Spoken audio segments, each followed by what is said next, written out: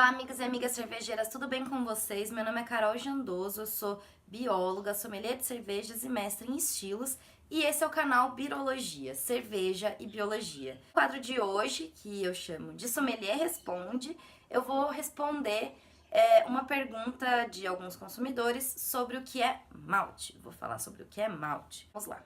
Então, a primeira coisa que eu gostaria de falar para vocês é que malte não é um grão em específico, não existe o grão malte.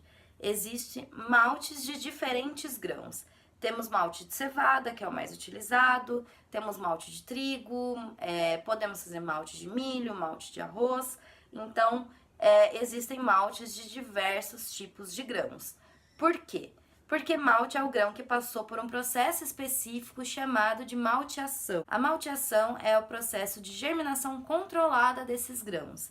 Então, nós vamos dar condições específicas de temperatura e umidade, esse grão vai começar a germinar e daí nós vamos parar esse processo de germinação em determinado ponto. Então, o que o grão tem que nós estamos interessados, né? O que é que vai acontecer ali? O grão, ele vai trazer os açúcares para o processo de mostura. Ele vai trazer também as enzimas para o processo de mostura. Os açúcares no grão está presente em forma de amido. O amido é uma longa cadeia de açúcares. As enzimas, esse palavrão aí, elas são catalisadoras de reações. O que isso significa? Significa que ela vai fazer reações acontecerem, coisas acontecerem. Então vamos imaginar que nós temos uma reação e essa reação ela poderia acontecer rapidamente, mas ela poderia levar muito tempo para acontecer e dependendo da reação ela poderia nem acontecer. Então as enzimas vão lá e elas vão agilizar as coisas e vão fazer com que as reações aconteçam de fato. Beleza, então eu falei que os açúcares e as enzimas que estão presentes no grão, eles vão ser utilizados na mostura. Mas o grão, ele tem o açúcar e ele tem as enzimas, estão todas ali. Mas a hora que você pega o grão da planta, essas enzimas elas não estão ativas, elas não estão prontas para trabalhar. Então nós precisamos ativar essas enzimas.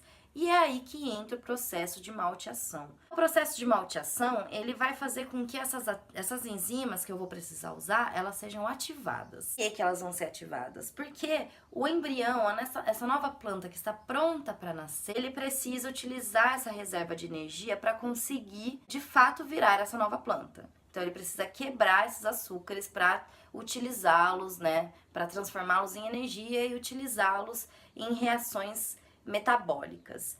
Então ele vai fazer isso naturalmente, só que nós não queremos que ele utilize todos os açúcares, nós só queremos ativar as enzimas que estavam ali desativas. Então você vai fazer com que ele germine, mas você vai controlar esse processo. A hora que chega em determinado ponto em que você tem uma boa reação de enzimas ativas, mas também não quebrou todos os açúcares, você para esse processo, secando esse grão, tirando a umidade dele. Esse processo de secagem e eventual torragem desse grão, torrefação desse grão, vai te dar uma gama gigantesca de tipos de malte. Então, se você só secar ele ou fizer uma torra bem suave, você vai ter um malte que vai te dar características específicas, como, por exemplo, uma coloração mais clara, um aroma que vai lembrar um pouco de pão fresco. Se você torrar um pouquinho mais, você já vai ter um grão um pouquinho mais escuro. Se você torrar bastante, você vai ter um grão mais escuro puxando pro marrom, pro negro, que vai te dar características, no caso do marrom, lembrando um pouco de chocolate ao leite e tal. No caso dos grãos negros, um pouco de café, de cacau. Recapitulando, o malte é a fonte de açúcares que a levedura vai utilizar para transformar o mosto em cerveja, especificamente. Você tem maltes de diversos grãos, o mais utilizado é o malte de cevada. O processo de malteação, ele serve para ativar enzimas, principalmente, né? Tô sendo bem simplista aqui, principalmente para ativar enzimas que vão ser utilizadas no processo de mostura.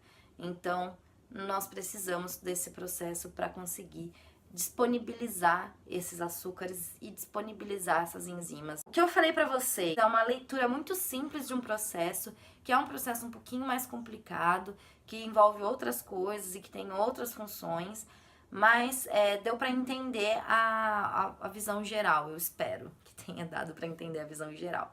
Se você gostou desse vídeo, deixa seu joinha, né? Curta ele, compartilhe para os seus amigos, se inscreva aqui no canal, deixe seu comentário com suas dúvidas, com suas sugestões. É isso, espero que vocês tenham gostado. Beijinhos!